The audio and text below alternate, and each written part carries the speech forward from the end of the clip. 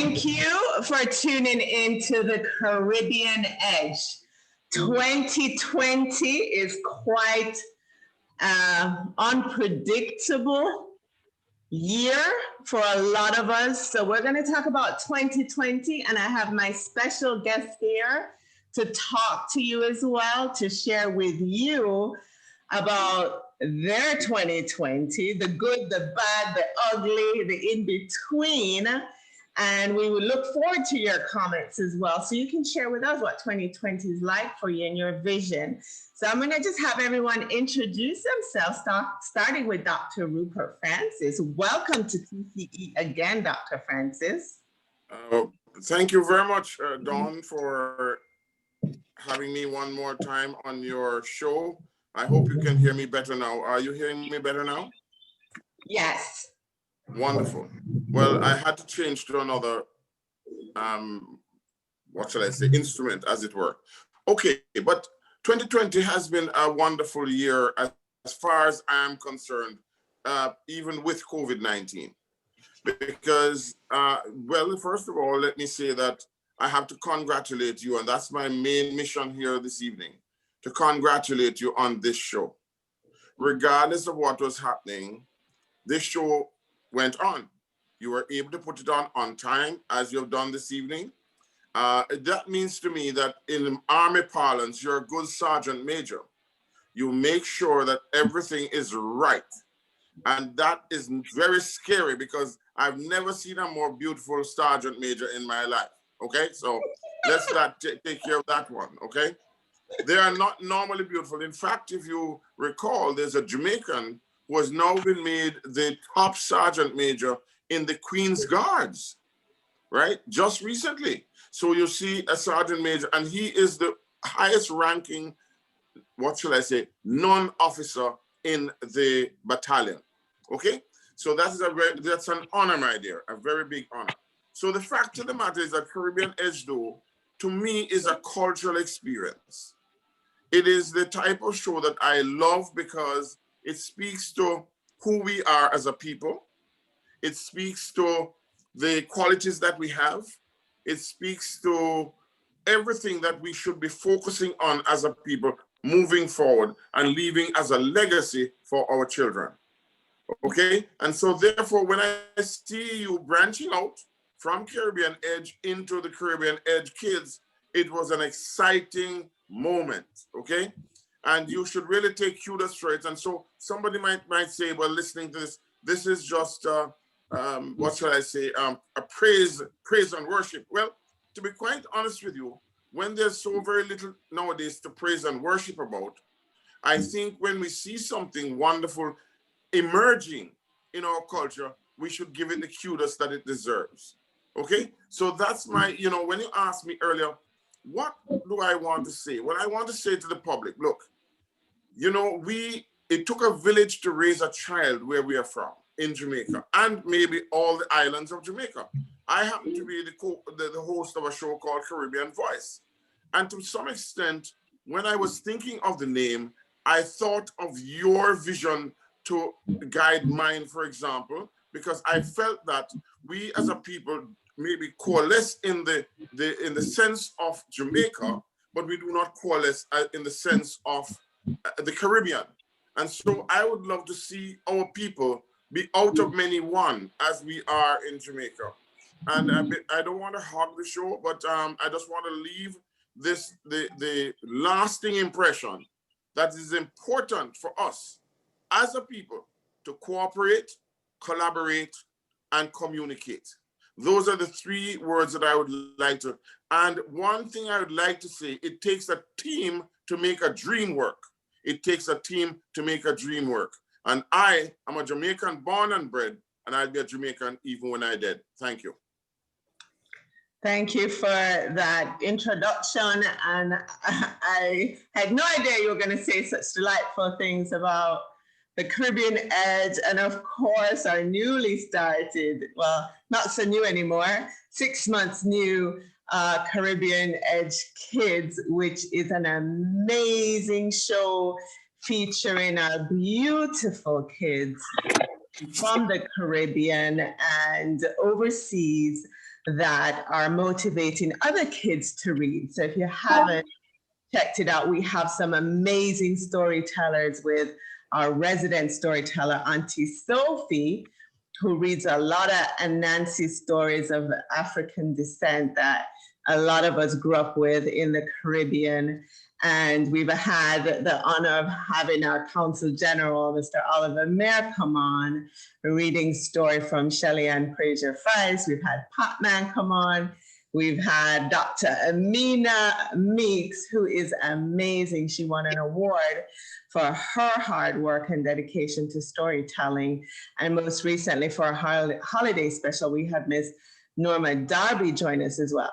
But the most amazing thing about the kids show is the smiles from the kids. I mean, we've had them dance, sing, poetry, steel drums, and the messages they leave me just warm my heart. So from Auntie Sophie and myself and Michelle Hostin, who works diligently in the background on that show, we certainly appreciate that fabulous introduction about something positive that happened and was born in 2020, despite the tough year that a lot of us are having. And we have with us today Mr. Terrence Slater. Hi, welcome again. He was on the show before, so glad to have you back. Tell us about you in 2020. Hi, Don. Good afternoon, Jamaica and the rest of the world. I know that a couple of people watching in the Caribbean as well as in the US, in UK, etc. So pleasant good night. My name is Terrence Slater. I'm a wellness coach. And I haven't been practicing long, not as long as your 6 months, Don, but it's been a journey. First of all, we have to understand, that there was a lot of adaptation. There's a lot of innovation in the way how people present their products, present themselves, and work. And it was, for me, the positive, the major thing that came out of 2020 for me was that regardless of the obstacles, regardless of what you see in the environment, we can always overcome that. I've seen a company that was reluctant to put in work from home policy have 60% of the staff working at home. I've seen gyms having virtual classes. I've seen yoga online. It's been a year where a lot of people have had to innovate with an economy of movement because you don't have the time and space to actually do what you normally do on a regular basis. And we had to adapt very quickly. I think that the first outbreak was actually in February into early March, and nobody was prepared. However, at December 23, I would like to say that I've seen a lot of positive coming out of this situation. I've seen family connected. I've seen families working out together, cooking together, and that kind of unison that we never normally saw before this pandemic.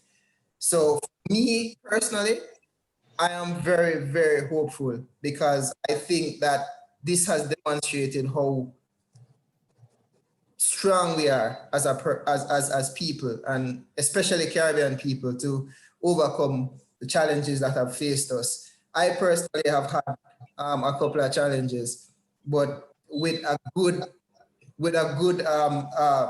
outlook on life and a positive mindset, nothing came in my way that I couldn't overcome.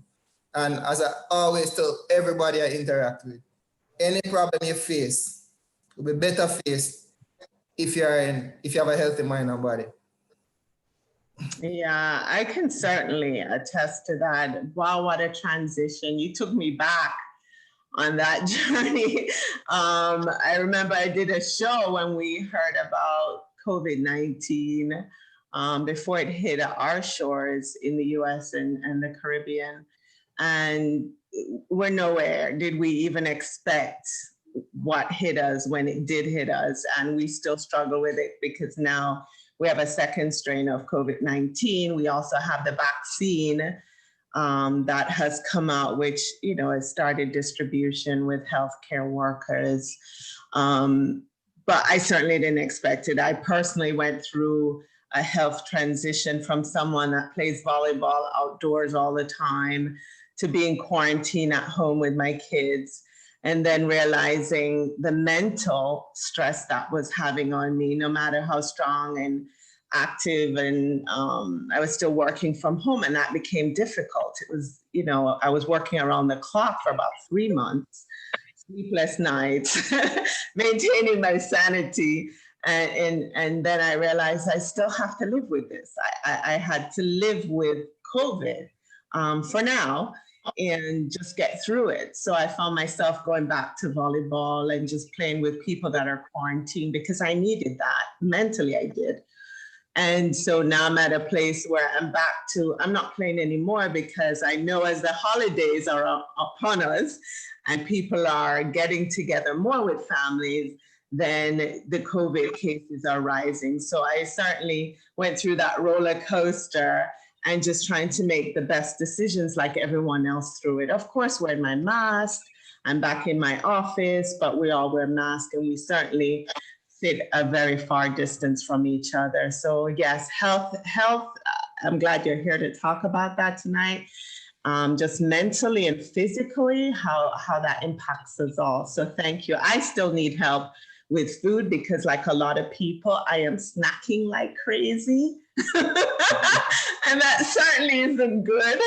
But my son did say to me, Mom, I figured out what I'm getting you for Christmas since you aren't volleyballing now. And he's going to get me a bicycle. So the kids are just amazing at times to help with that. So thanks. The key to that, Dawn, is understanding basically where you are with your fitness, because people think that they have to go into a gym to become physically fit. It's all about preparation, knowing what you're going to do the next day, right? The meals, that's the most important thing, because people working at home and being at home have accessibility to meals.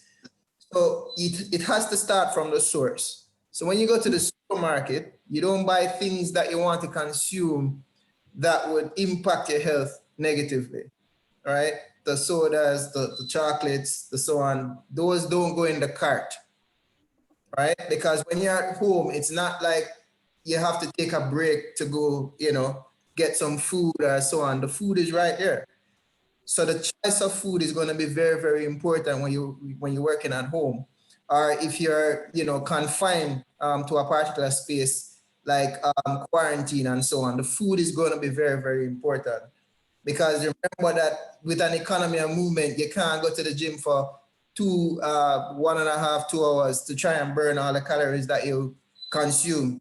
So it has to start with the source, right? When you go to the supermarket, what goes in? Write a list. Yeah. I have a tip. What you normally do, you write a list of everything that you want to consume, and then you know the ones that are bad for you, and those are the ones that you tick off.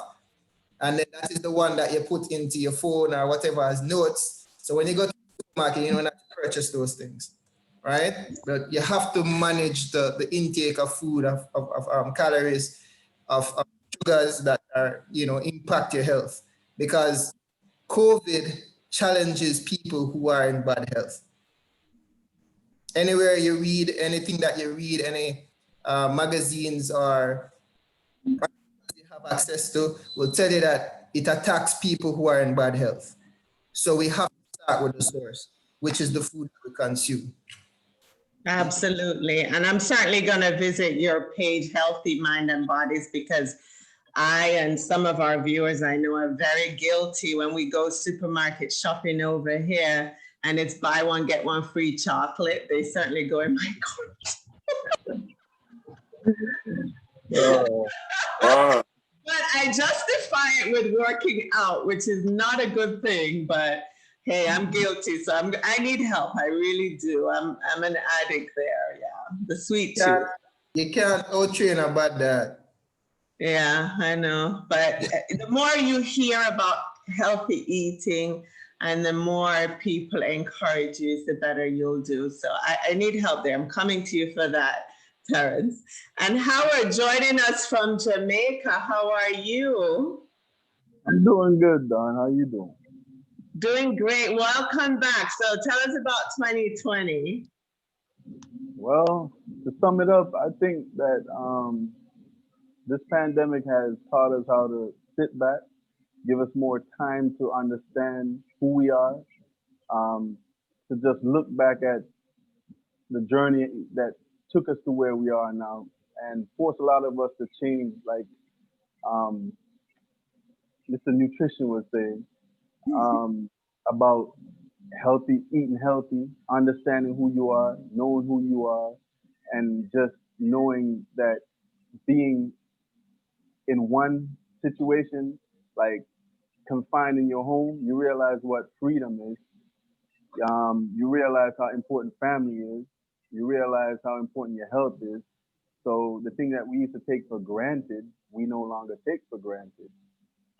Like Don over here, yeah, I find myself with them chocolate bars too.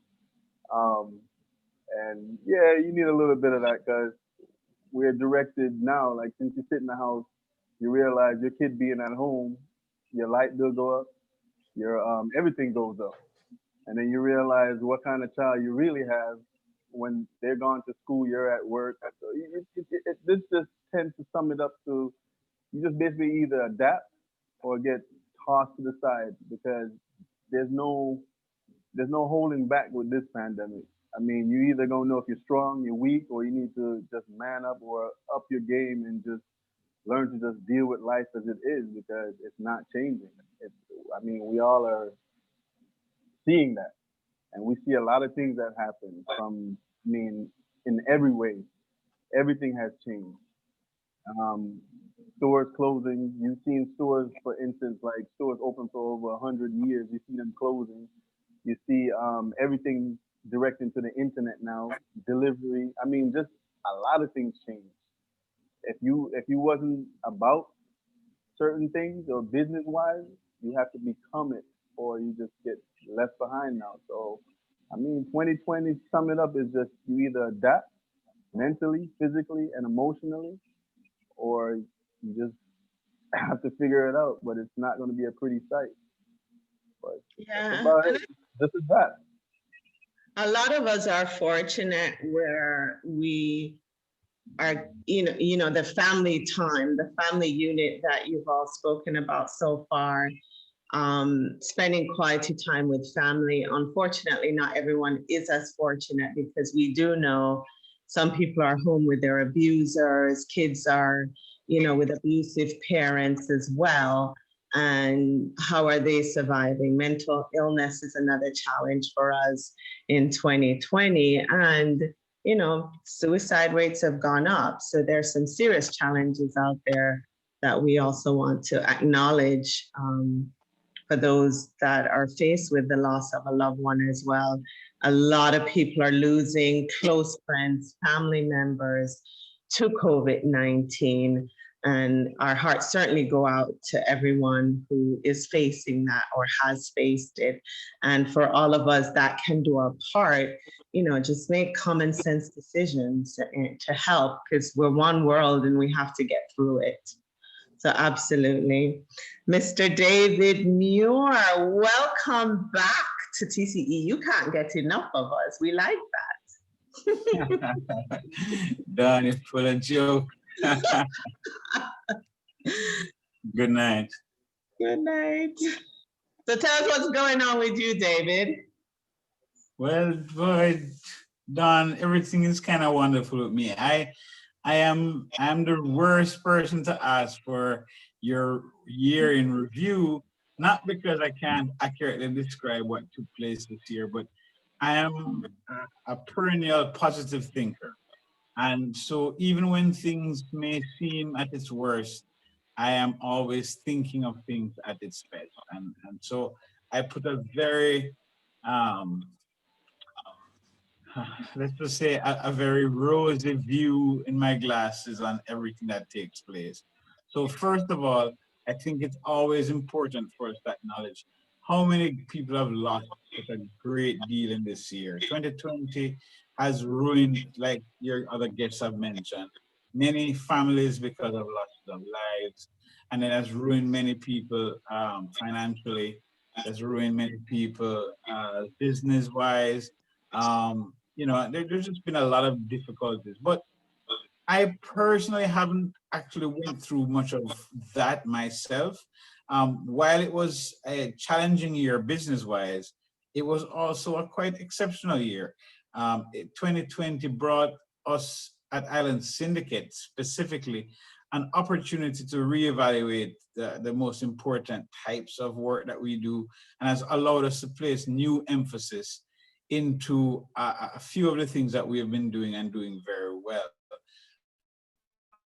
I don't know who as your guest here or your audience would be aware, but 2020 was a year in which we saw, for example, and I'm going to just do a little plug here.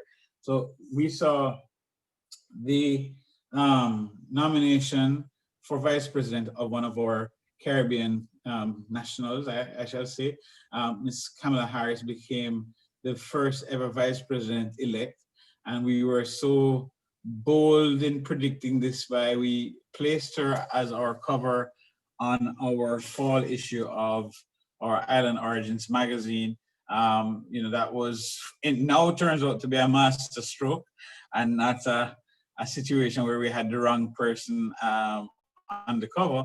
But those types of things for us just continue this trend of how important it is and how wonderful it is to be Caribbean American in this country, United States, where we reside and live.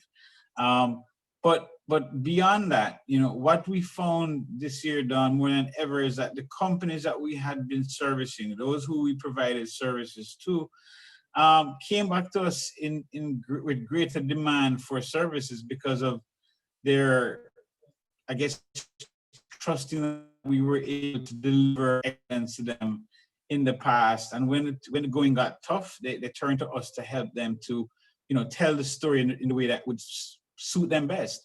And so we got a lot of additional work, which we had not anticipated for 2020, as a result of being able to show that sort of consistency and excellence in the different fields that we do. For those who are unaware, Island Syndicate is the primary sort of parent company for the various businesses that we do. Island Syndicate manages, for example, that's one of our products, the Island Origins magazine. It also manages the television show Taste the Islands, which is, of course, the food segment on PBS with Chef Irie and Chef Tia. But in addition to those sort of major products which are on television and on the newsstand, we also provide a lot of services in terms of media and news related publishing and the like for a lot of other companies. For one of those examples would be like Grace Kennedy in Jamaica, or as we would say here in the US, Grace Foods. Grace Foods has given us a lot of additional work this year that we wouldn't typically have received. That give it to a little bit larger companies, major media houses, more than our boutique firm. But in this time, they found it just simpler to work with a small boutique firm that was able to deliver for their summer. We did their barbecue sauces commercials. In the spring, just after COVID hit, we did their patty commercials.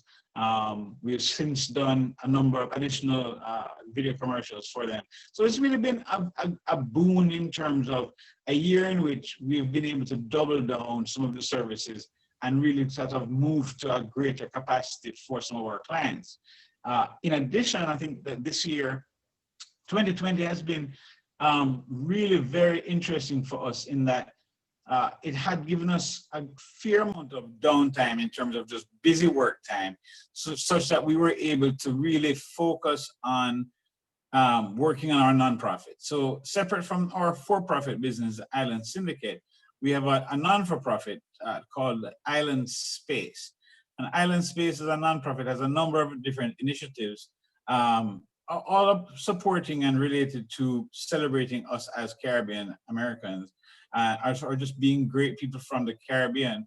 And as a result of this extra time that we had to plan to work with our board, we have a fantastic board of which you've had a few of our board members on the show a few times. I remember most recently I saw Carl Russell on here for Single Men or something. What was that? What Men Want Most or something excellent like that. Carl was one of our board members. I saw him. I enjoyed him on your most recent program. And of course, we've also had Lloyd Stanbury, our vice president, on the show here as well. But for the nonprofit, we had a tremendous year, and we were able to, how should I say best, open the very first in the world Caribbean museum. And I mean, again, to be seeing anything about first in the world is a tremendous accomplishment.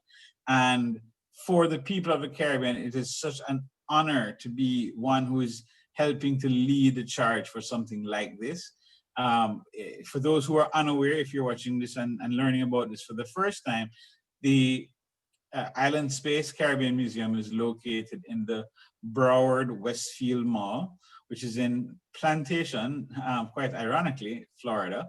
So we have moved back onto the plantation in the city of Plantation to host the very first Caribbean museum internationally, anywhere in the world, including in the Caribbean. There's no other space which represents the collective heritage of all Caribbean people in one place. So we're celebrating the English, the French, the Dutch, the Spanish, Caribbean islands and nations all together in one place. So not only are we representing all the nations in the Caribbean Sea, but those on the fringes as well. So we represent the Suriname and Guyana and Panama and Honduras and Belize and literally every nation that's touching the Caribbean Sea, including all those in the sea, which are the islands, and including, of course, the Bahamas, which sits in the Atlantic Ocean, but without question is a part of our Caribbean family. So, that for me defines what an outstanding year 2020 has turned out to be. Again, as I said at the beginning, regardless of the great losses that people have had, there's been a lot of loss in so many ways, but there's been so much to celebrate. And as someone who looks to the positive, that looks at what is possible, I just see 2020 as a year that has brought us many great things through challenges. And while it's not yet done, the remaining 8 days to go, I think that 2020 should be celebrated for what it has been good at, and even better for what it has been great at, including providing us with our first Caribbean Heritage Museum. Thank you. And I'm so excited. I'm one of the biggest fans, if not the biggest fan for that. So when I first heard about it, I was like, you got to come on the show and talk about it. And so I still have to come visit, but COVID-19 has me not really going anywhere besides work, home, and volleyball, and now not even that. But you're so right. So much to celebrate. And I know you said initially you're not the right person, but you are one of the most perfect people for the show because of your positive attitude towards things. Even in all this turmoil that we're seeing around the world, there were so many positive highlights. I remember people singing in Italy, and just, you're quarantined at home, everyone comes out on their balcony and just singing and just making the most of what we have to do. And that's the best side of the human race. You see so many food banks opened up and kids dropping off food to the elderly. You still see it today, especially during the holiday season. You see so many people. What was also impacted greatly with COVID-19 is, our healthcare system. We saw how vulnerable it is there. We didn't have enough PPE gear for healthcare workers. which is horrific for the United States of America. We also see where, stimulus check was only $1,200 provided, not even to every American citizen. But most recently, there's one, I guess, approved or partially approved for $600. But it allows us as other humans to reach out and extend ourselves to people more in need.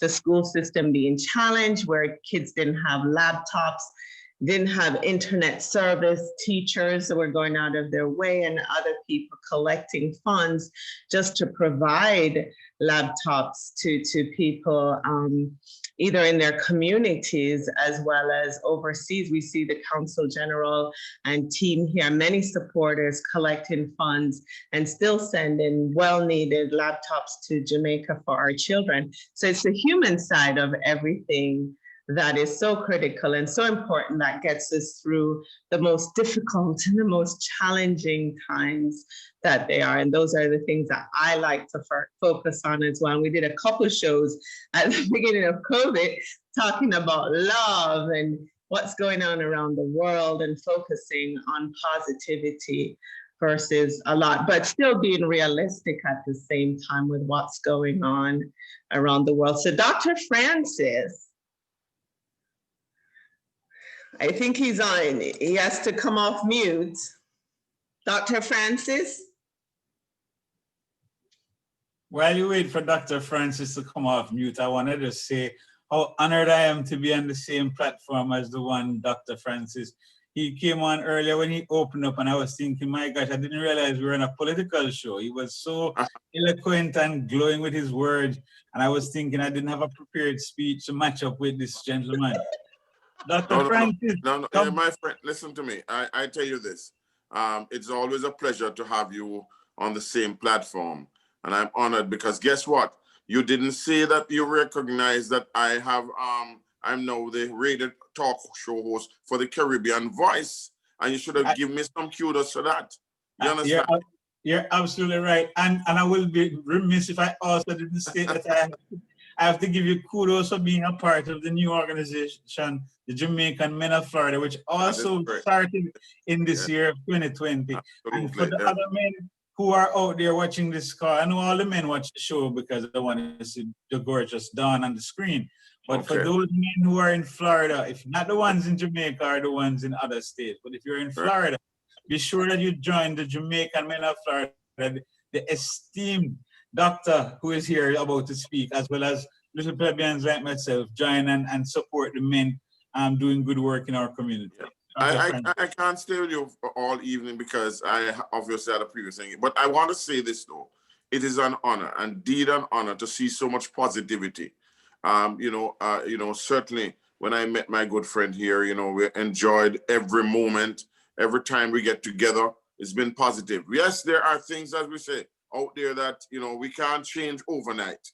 But one thing I do know is that we think alike, we feel like, and we act alike. And that to me is all. And I am really appreciative of everyone here tonight that have exuded and spoken about this Caribbean Ed so eloquently. We want to really thank Dawn, thank everybody who has been part of this journey. And I look forward to coming to the museum, and to share, and there's so much to share, but we need to sit down. We need to have more than an hour for this, honestly.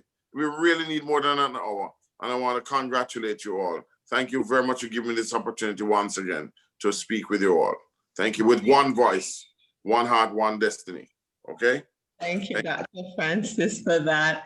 And I just want to switch over to the viewers that are watching tonight and sharing this episode. So thank you so much. I see someone, Kathleen, put the Island Space Origin link in the chat. So please check that out. And I know Kathleen also says she can relate to snacking. She's thinking of getting a Peloton as well. So we are so guilty of that. And I see G. Wright, thank you so much, who is also a guest on this show. Amazing woman. She says, congrats to Dawn for keeping the show going and to keeping our Caribbean community connected. So thank you. Yeah, the gorgeous Dawn. Thank you, G. Wright. One of our viewers that I want to thank, I think he's like our biggest fan, is Desmond Watson. And I swear he tunes into everything on Caribbean Edge and Caribbean Edge Kids. So I want to recognize him tonight. But he made a post about tonight's show and he said 2020 has been the most unpredictable, unimaginable year that he has encountered since he's been on this planet. And I think a lot of people can certainly relate to that. We saw, you can't end the show without talking about Black Lives Matter movements and George Floyd, as we all witnessed that, you know, him having a knee in his neck until he took his last breath and calling out for his mom, and all the innocent lives that were lost in 2020, and the impact around the world. I saw all different countries protesting and standing up for the rights of other people, for Black people around the world. And wow, I don't know if anyone on this panel has anything to say about that, but for me personally, I cried when I saw the video of George Floyd. I cried when I saw his daughter. For all the moms out there, all the people that, including my kids, got up and protested despite a pandemic. I was fearful as a mom, made sure that they were well protected and that they were doing it as safely as possible. But we were also impacted by that. And I don't know, it was one of the major events that happened that I believe changed the course of how we look at each other, how we speak to each other. The conversations obviously need to continue because change is not here yet. We saw, like David said, Kamala Harris for the first time. I mean, there's some positive changes that I'm seeing, and I hope you're seeing them too. I want to switch back to Howard and get your input, Howard, on what happened in Jamaica during that time and your viewpoint. Oh, yeah. Well, there was a lockdown and the curfew, it changed many times, but like you said earlier, it's like work and home. And during the first lockdown, it was just the supermarkets and the pharmacies that was open, and that was it.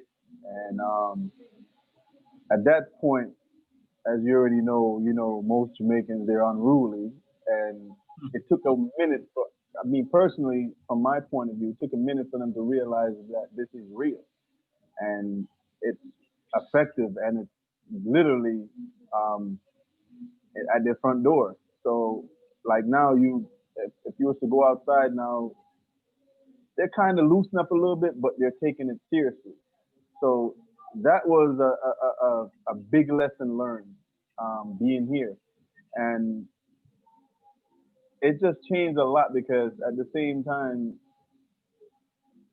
like in America, it's a little different when it comes to like control and law. Here, from what I see, is like certain, like you were saying earlier, Don, like for some persons, it hurt them and it really damaged and changed their whole situation in life. And then for some, it kind of enlightened things and let them see who they were and what direction they was going in.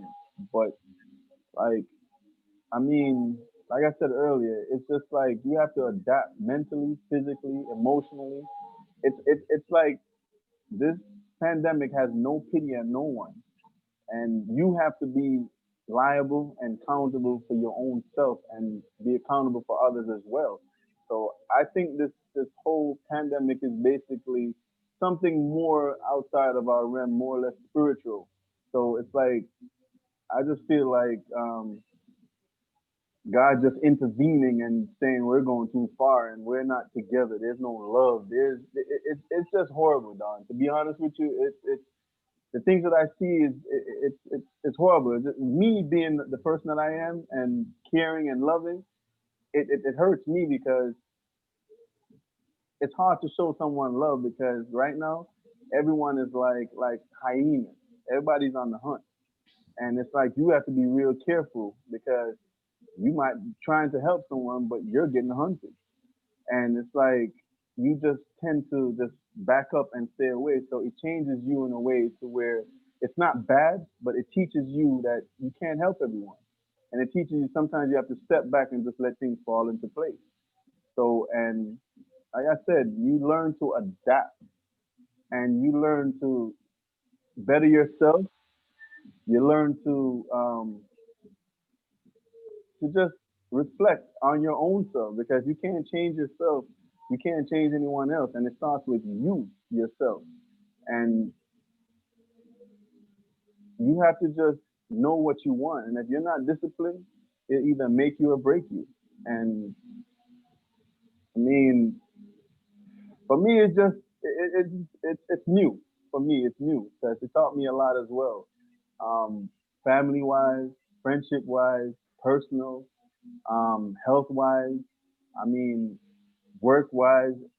It's a lot to learn. And as one of the guys on the, I don't even see him anymore to say his name, and what Dr. Francis said earlier about just the health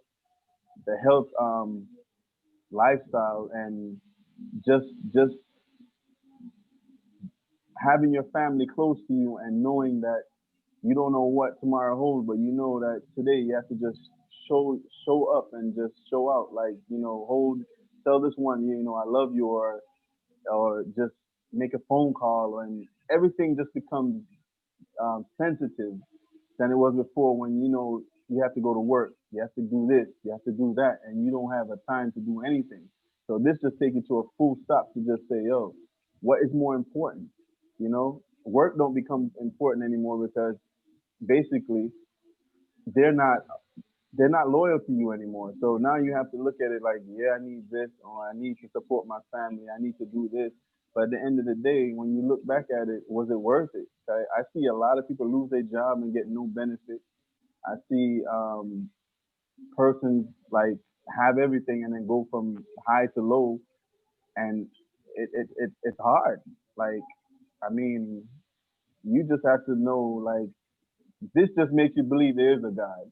And if you never believed him before, this makes you realize that God is real. Or even if you don't believe in God, someone or somewhere above is real because you look into someone. Because you can't look to the next person anymore because that doesn't help you anymore. You have to have faith. But to sum this all up, like Dr. Francis say earlier in one of his messages, if we don't work together, we can't get anywhere. And just having a first black vice president as a woman, which I, I I think that is a good thing. But in some cases, it's also a bad thing because now we want to see what's going to happen. We want to see the changes. So they put a big like she has a real big shoe to fit into because everyone expects better and expect things better, more changes, and expect her to change things overnight as they did Obama. And it doesn't happen like that. It's one step at a time, and we have to do our parts as well.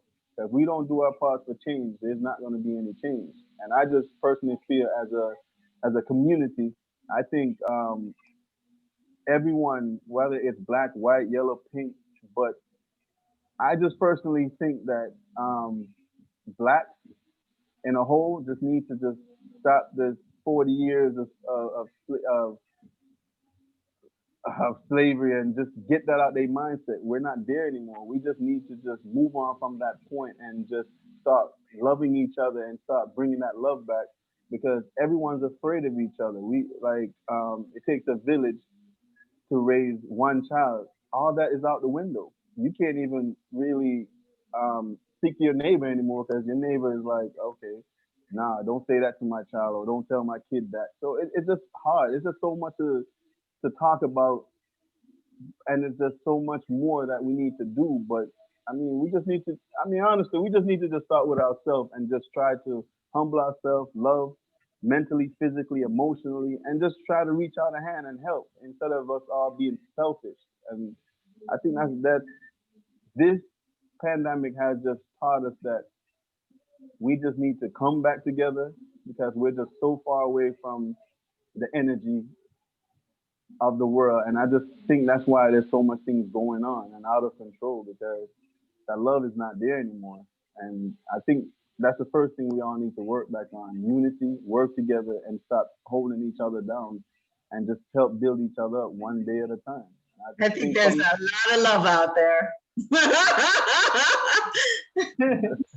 I think there's a whole lot of love out there. And I think Camilla is definitely up for the challenge as a strong woman with a crap load of experience and good guidance, and surround herself with the right people. I think she got this. She got this. But one of the things that did bring us closer that you mentioned is a lot of us took time out to evaluate ourselves individually and get closer to God. And, you know, like you said, you know, there's a stronger power out there. A lot of us believe in that and have faith in that. So definitely took more time out to, you know, find time for ourselves and what we truly believe in, and surround ourselves with the people that are important. I have two friends. One of them is actually my best friend, Paula Haas, and another friend, Gina Jarrett, who are both well known in the community, and they both have cancer of different forms. And, you know, just to watch the strength of these women, and David knows them both, you know, and knowing firsthand the decisions they have to make through a pandemic when they're fighting every day, like a lot of other people out there for their lives. People like that truly put it in perspective for you of what you should appreciate, and the love that has been surrounded by their family and friends as well. So sometimes you probably don't see the love that's there. But if you take time out, you really see it. You really do. And those are the positive things that we fill our minds with, because if we fill our minds with the negatives, you know, we'll probably just go mental there as well. I want to switch over to Terrence and tell us your perspective on Black Lives Matter. How did that impact you? I know it's different for us in Jamaica, being in Jamaica, because I certainly didn't know what color I was till I came to America. No one ever asked me, and I was shocked, because when I was asked on one application to pick if I was Black or white, and there was no other. And I innocently said to the person, I said, I'm Black and I'm white, what do I pick? And she's like, I don't know. I said, I'll just check both. And I checked both, but that was a few years ago. So tell us your perspective from Jamaica, because it's so different than us in the US. Diaries of a Mulatto Kid. You read that book? No. Okay, all right. What's the name of the book? Diaries of a Mulatto Kid. Okay. Me and somebody who is mixed, yeah. But the thing is, for me, personally, I saw a lot of activity in Jamaica, a lot of solidarity, a lot of people wearing black armbands. You know, there was a protest, I think, outside of Emancipation Park. So there was a lot of solidarity in terms of, you know, people coming together, you know, trying to get better understanding of the situation, you know, the merchandise, all of that. So there was some kind of snowballing effect from the US that spilled over into Jamaica. However, it was more from the perspective of, you know, oppression, slavery, classism, all of that came to the fore. And there was a lot of discussions on Facebook as well, as you know, that a lot of Jamaicans face racism, whether or not we like it or not. Jamaica has tenets of racism in certain parts of our society, and people experience that, and people were able to share their experiences, give a good perspective as to, you know, how they can, you know, have an impact, how they can change, etc. But I saw it I saw it as really genuine, a really genuine effort to show solidarity with our, you know, American and Caribbean neighbors. But for me, the major thing that we want is balance. You know, even though we had unfortunate incidences, we want balance. We don't want the looting. We don't want the you know the arm the protest, the things that are violent in nature, because there are better ways of how to handle things. So my perspective is simple. It's just balance. You want something, but if you have to make the changes gradually, because you're talking about culture, you're talking about persons' upbringing, you're talking about socialization, you're talking about institutions that were put in place to maintain a particular status quo. So for me, balance is the key. Balance in everything. Don, Exactly. Thank you. can I add to what he just said, Don? Okay. I think the difference between here, Jamaica, and America is more racism and Jamaica is more classism. So a Fair lot of enough. people choose that with racism. It's like the have and the have not. So, and then on top of that, you have a lot of, like you said, you want balance. And the only way to get balance is if the government takes certain things into perspective and sit on it and like put it in, like in America, for instance, you do certain crimes in your head already, you already don't know. Once you do that crime, it's just a matter of time before you get caught. Here, it's not like that. Here, it's a little different. Like people do not think of the repercussion of it until it either happens. It's like they have a nonchalant mindset, which is sad because, and I just think that they're basically duplicating how the government works. Like it's just like they're taking up the mindset of it because they don't. My personal view of it is I don't think that they care enough to put certain things into perspective. Like an example, you've been here, Don? Don, Yep. you visited Jamaica yet? Yeah. Anybody? All right, David. All right, let me use you for an example. David, you've been to Jamaica, right? I've been Right. here once or twice. All right. Now let me ask you a question. When you get here, you're driving. There's holes in the road, right? Yeah. Potholes. That's what Jamaica is known for. Potholes, right? So yeah. All right. Once you got a car, you drive. You know it's known for potholes. But the point is something as simple like you get a pothole. All right. You don't find a pothole in Plantation. I lived over there off of Plantation. Okay. You don't see a pothole in there. You see something wrong with the road. Overnight, you get up in the morning, it's fixed, right?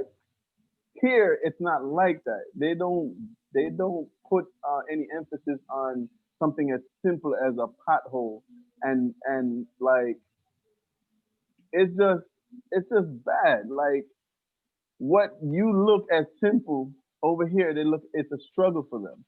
It's like the simplest things are struggle. Like what you struggle for, like most people can walk past here, you can walk past a fruit tree and pick it and eat it.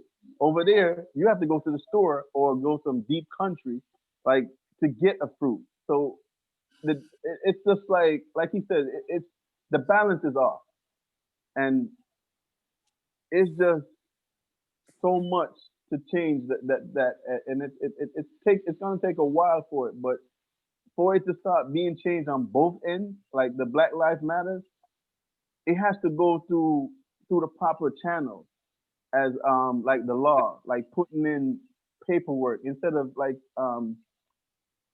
David, I think who said it earlier, David, or was it you, Terrence, about the instead of looting, instead of doing all these things to damage their community and make it worse off from what it was, basically just do petitions and do something to put certain things in order so that it goes to the Supreme Court or Congress and make it into a law to where those things happen, it's taken care of instead of it being so many years off. Black first people are just dying. It's like they're living, but they don't have the same rules. Or like it's like they have I'd like to say something though before I I'm have so to get out. I'll play with Dr. Frank. Yes, I want to say something because I have to get out here.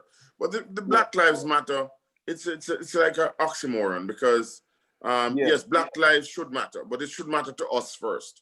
That's my, Exactly. and some people don't like to hear when I say that, to be quite honest with you, because when I see the behavior, we always say it goes back to slavery, as he was alluding to, et cetera, et cetera. But you and I know it's more than that. We have to take responsibility for ourselves as human beings. I mean, listen to me. I love Jamaica to rat it. And sorry, I shouldn't say that, right? I love Jamaica, but the pothole situation is something. I mean, in Jamaica right now, you have people without light, without water, etc. But I think that there is an element right now in Jamaica that I'm really concerned about, is the behavior of young people and why they're doing that. I mean, we're not going to go into the bad things, because we're going to try to make this thing nice and pretty, right, my friend? No, we're not making it nice and pretty, but we are going to focus on the topic, which is 2020. 2020, yes, but 2020, no, I'm not going any further than 2020. If you really know Jamaica, there's a mindset among the young people that we should be concerned about. And that is why I love what you're doing. Because if we work on what we're doing here positively, it will affect for generations to come. You know what I mean? Let's not sugarcoat it. We have some serious issues, as he's alluding to, but it's deeper than that. And this is not the show for it. But the fact of the matter is, we really need to, to maybe go back sometimes and look at what we did that made us who we are today, to be sitting here and talking with each other and looking at the positive rather than negative. One thing about David is very, very positive, as we have seen. But the point about, we must be able to honestly look at ourselves and evaluate our situation.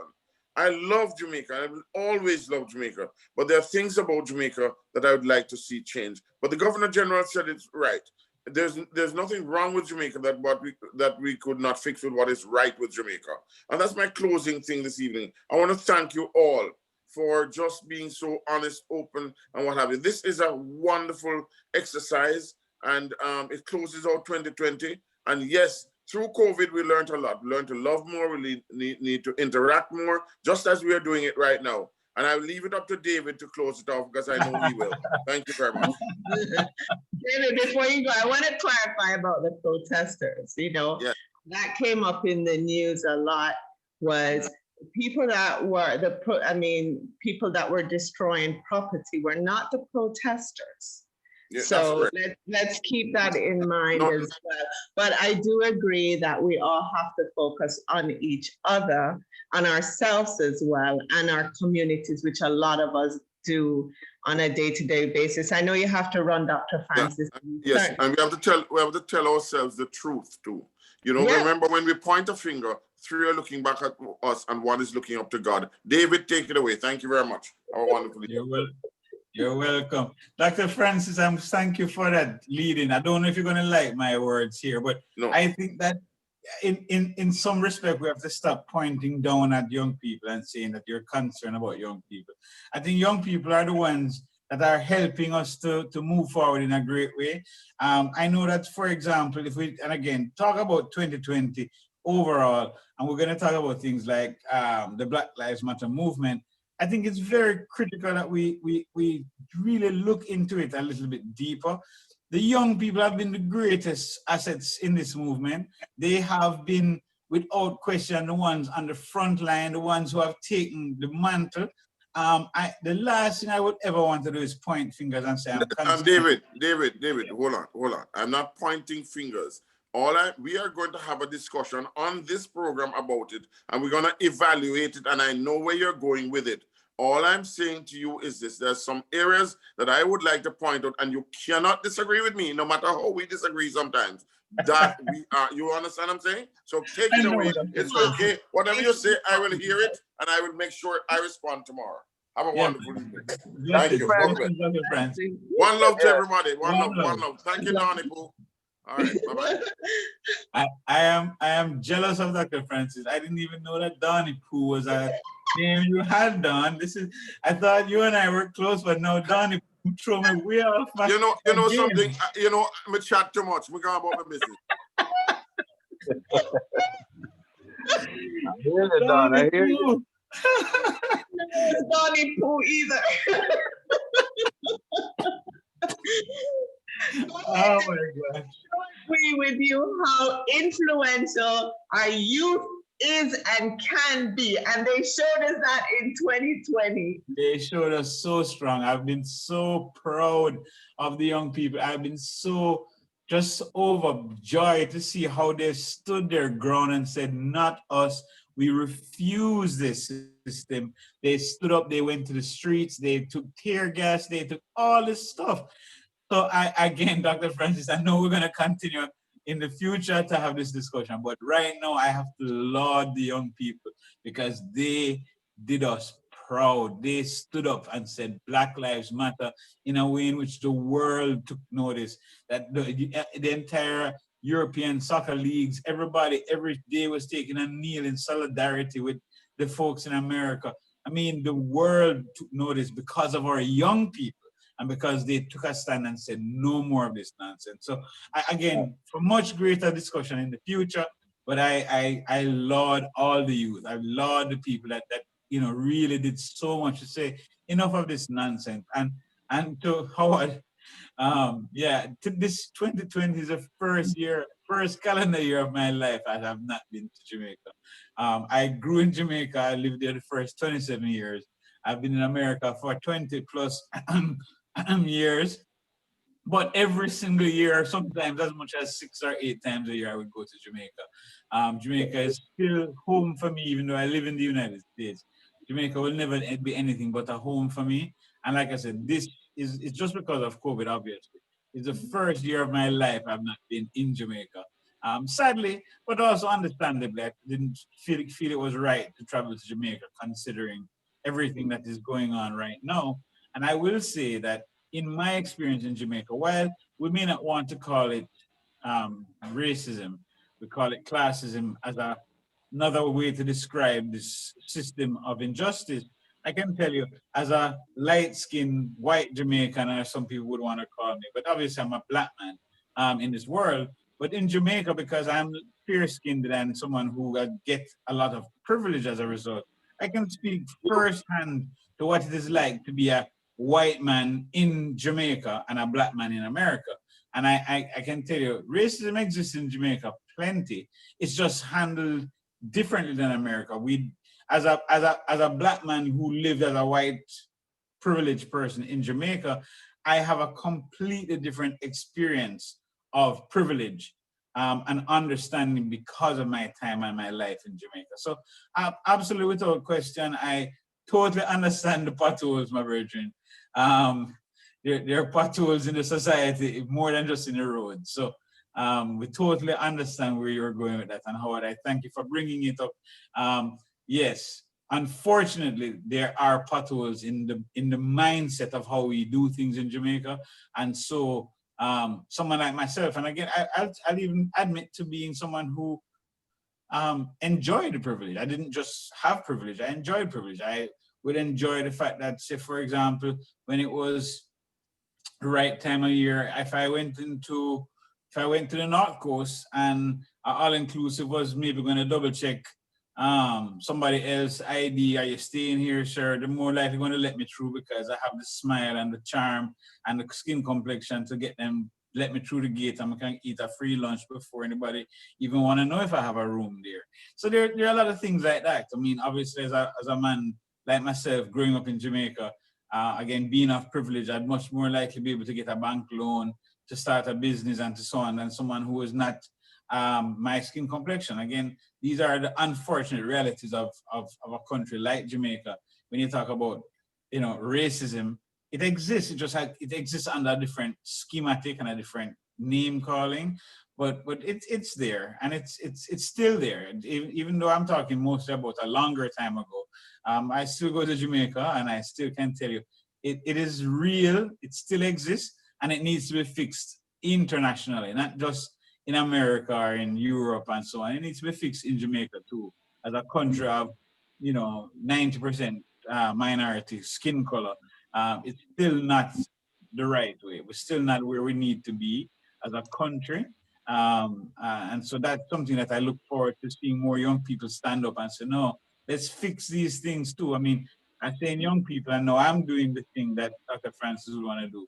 And so let's see the young people do it. I want to participate as well, but I don't have the same energy at my age group as some of the younger folks. So we look to them to lead us and to help us to get where we need to be as a group, as a people, and as the people of the world. Thank you, David. Thank you so much. I got one Um, question for David. One question, David. To what you said about the young people, you also have to give them athletes credit, because without, like, for instance, LeBron James or certain athletes, those young people wouldn't have got the voice they got. They got that voice because of people like Kaepernick, people like Um, LeBron James, I, and I, those I, persons is what pushed it that far. If you Howard, notice, they got, I'm going to tell you that I agree that those people are helpful. There's no question. But I am not going to give them all the credit. I do believe that Kaepernick obviously did some great work 3 years on ago that led us where we are. a big But scale, yes, they did. On a big scale, they did, because they needed that extra voice to push them nationwide, all over. It would have been quiet, just like every other thing that has happened. For instance, a murder happened, you would not have seen that if it wasn't for the young people pushing it to the major screen, and then the athletes taking it up and saying it's not about pay, it's not about money, we need to do something about it. And if you notice, it got quiet. It got very quiet over the last couple of months. The NBA championship is done with. Now what? That's what I want to know. What's going to happen now? yeah, so Brethren, I'm with you. I'm not negating that the athletes help and that they continue to focus their attention, but it's the worship of the athletes that's also part of the problem. There's a lot of other things that we could focus on. What I'm saying to you though, not negating the athletes, I'm saying that it's a collective. Everybody has a part to play, and that it's very important that we note that with or without athletes, young people said no more. They said no more, and they stood up, and they stood up. And when they were standing up, it wasn't because LeBron James was standing in the line beside them, or it wasn't because, Kaepernick wasn't there beside them. They had to take it on their own initiative, and I'm going to give them their kudos as a result. Surely, But it's all of history, whether you want to go back to Marcus Garvey, whether you want to go to Dr. Martin Luther King, these all people have played a role, Virgin. How do you yes, stop and correct. say, when was the person? Parents that play a role in Yeah. raising these strong. Absolutely. Yeah, so there's a lot of people to give credit to Howard. I totally agree with you. I'm not negating it. But I don't want to stay here today that if it wasn't for LeBron or if it wasn't for XYZ. No, oppression is oppression when people have had enough. Whether LeBron was saying anything or whether Kaepernick was saying anything, when that man neck was squeezed out and live social media for the world to see, all of everything got wiped away. All of the who is saying what. No, people got real and said, yo, this is crazy. People took a stand. I saw one sign This from a young lady. Yeah, I saw a sign from a young lady that said, we're not our forefathers, People stood up for their rights from their heart, and their parents, if they were very young, supported them in that. And they raised strong kids that can make decisions on their own. I'm with you, David. This is not about athletes influencing them, even though they stood up on their own. It matters. Don, yeah, man, we love the athletes. I'm not missing the message. Just hear me out, right? For example, you have to understand that they have a bigger part to play than us normal people that go through everyday life. As an example. No, just agree. Right? Let's say you lose me already, Howard. There's no person have no bigger role to play. Sorry. Just erase that speech right now. I'm not even gonna agree with it. All right, look. No, like for example. Huh? I'm listening with one ear. Me lose you. No, like for instance, all right, all seriousness. If LeBron James and the whole bubble team wouldn't have done anything, they would have made a stand and a change. But because they went along and they went through with it, everything that they have done, it basically got erased. It's like everything it was just done for the time being, for fashion or fad, and it just disappeared like it never really happened. That's why over the couple months, have you noticed it's been quiet? What have you been hearing about Black Lives Matter? And then the next part is you have to realize that it matters to a lot of like especially black, like Don was saying earlier about being black and white. It does matter because you have a lot of children that are mixed and mixed race, and that is like basically taking up a much of the population. So it does matter in a lot of things. So you have black, white coming together to make the movement work. And just to be honest with you and to be real, if it wasn't for most of those white persons leading the way, we probably wouldn't even have that voice as it stands so strong. Because them leading the way and helping and doing that opens the door for all the politicians and all the other people to jump in, even if it was just for a fashion. The point was pulled across. And I do agree with you. The young people is the one that is determined to change what is to happen. And at the end of the day, as again, everyone has to do their part, including us, elder persons, or what you want to call it, veterans. We have to do our part too to help them to also open up the doors, because if we don't find each other accountable, there will be no change. Just as you said, from Martin Luther King, what's his name, Malcolm X, Marcus Garvey. Yeah, everyone put in their work, and look where we at now. We still haven't even got halfway there, because racism still real, as you can see. So what has changed? So what is missing? Tell me, David, what is missing? What needs to be done? 2021 is heating up on the Caribbean edge, which is the reason for the show, so we can have these conversations. And David, go ahead. Let me say my final word. Howard, you and I do not agree on the Black Lives Matter movement. However, I respect your opinion. I will not say anything more. I will say we have a slight difference of opinion. I do think, however, as I see the showtime probably is wrapping up, that Dawn, I welcome you. I know that I was unable to participate in all of your earlier shows on what men want and what women want and all of these things in each other. But I do promise you, I've told you before that I will give you a one-on-one show when we're ready to. I know this tonight's show had no ladies as guests. I don't know why. I don't know why, but I'm gonna say this definitively. When you are ready to have another show, which we can address those wonderful relations between men and women, and you want me to come again and have those opinions, I'm happy to join you. Howard, I see you on all of those shows, so I know you've already said your part. So I leave that alone, but I say that I'm willing to come with my perspective one day. In the meantime, like I said, I do believe sincerely that it is the young people who will lead us. We have all played our parts. We've all, like as myself as a parent and a grandparent, I'm very happy with what I see in my children, and I feel the future is in great hands.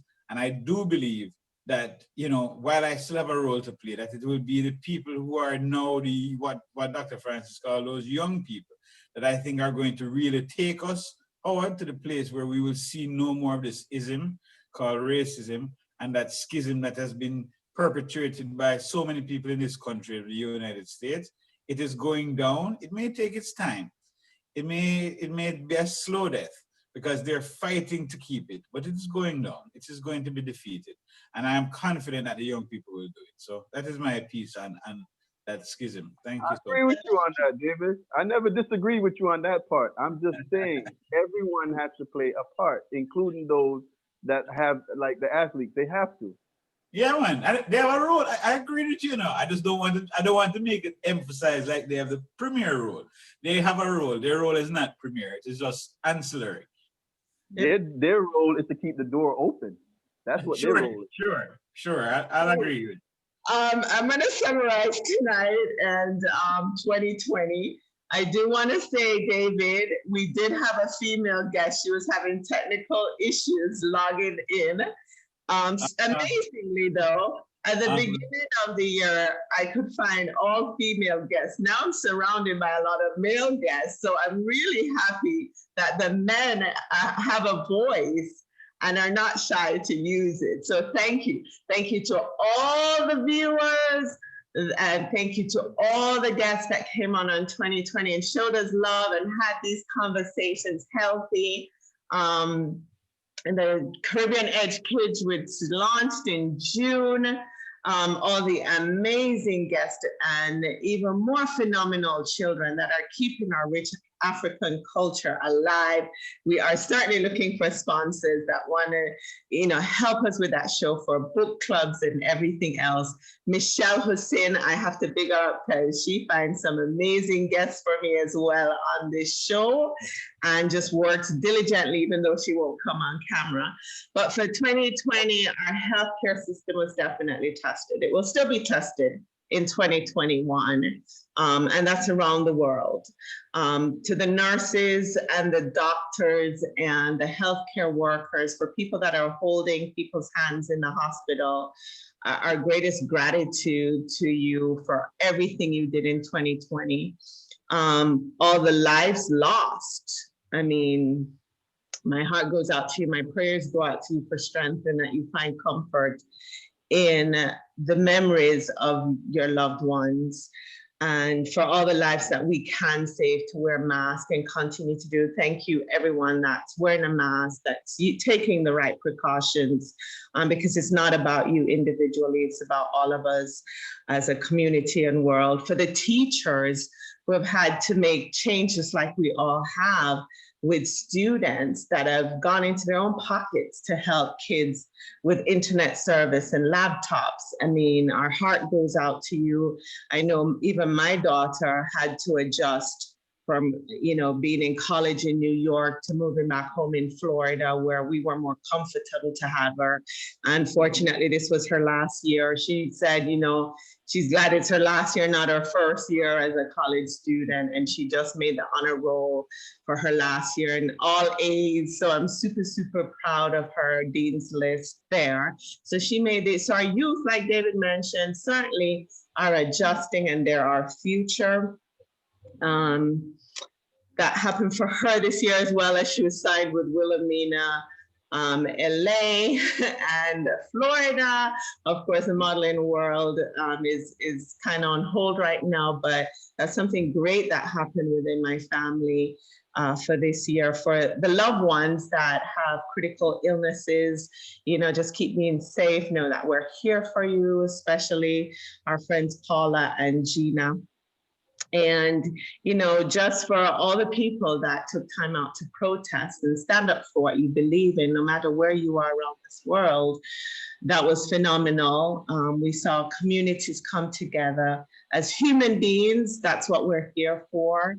And with God, like Howard said, a lot of us are finding ourselves, if we believe in a higher power, find ourselves getting closer. So as a world, I can say 2020 was challenging for a lot of us, and we adjusted, and more importantly, that we're there for each other.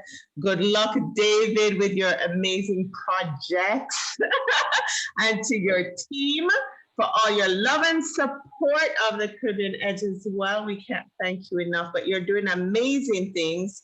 You're so positive.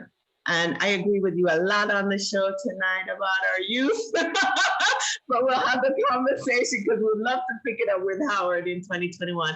So thank you everyone that supported TCE 2020. You made it a remarkable year for us here, and we will invite you back for 2021 to share in this magical journey with us.